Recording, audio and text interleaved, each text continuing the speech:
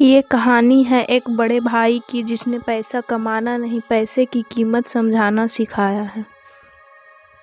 गांव के किनारे एक पुराना सा मिट्टी का घर था। छत से बरसात टपकती थी, दीवारें तरकी हुई थी और आंगन में खड़ा था एक बूढ़ा नीम का पेड़। इसी घर में रहते थे दो भाई, रमेश और सुरेश। रमेश बड़ा था, उम्र से नहीं जिम्मेदारी से। पिता खेतों में मजदूरी करते करते बीमार पड़े और चल बसे।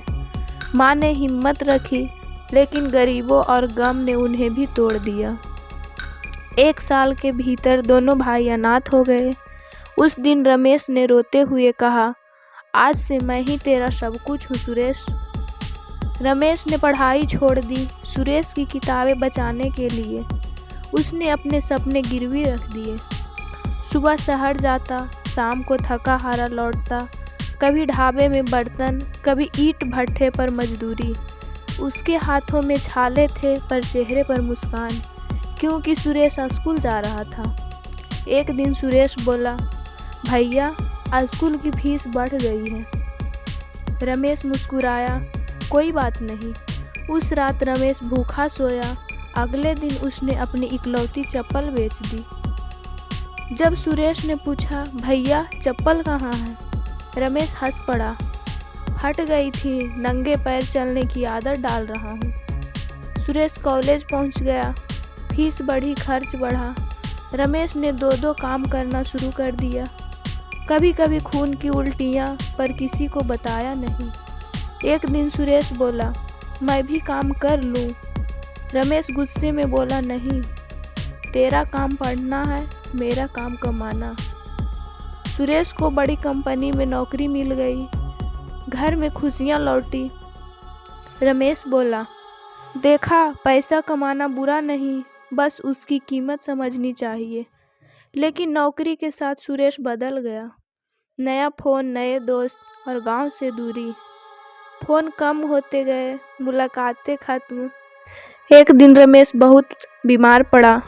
पड़ोसी ने सुरेश को फ़ोन किया। सुरेश बोला, आज मीटिंग है, बाद में देखता हूँ।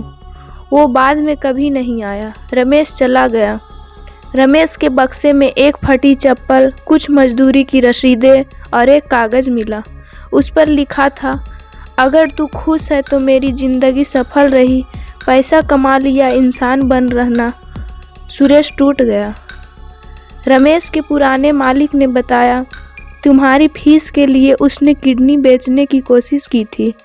उस पल सुरेश समझ गया, पैसा नहीं, रमेश अपनी सांसें दे रहा था। सुरेश ने गांव लौटकर रमेश शिक्षालय खोला, उन बच्चों के लिए जिनके पास फीस नहीं थी, जिनके पास बड़ा भाई नहीं था। हर महीने अपनी सैलरी का बड़ा हिस्सा वहीं लगाने लगा। कुछ साल बाद सुरेश खुद बीमार पड़ा।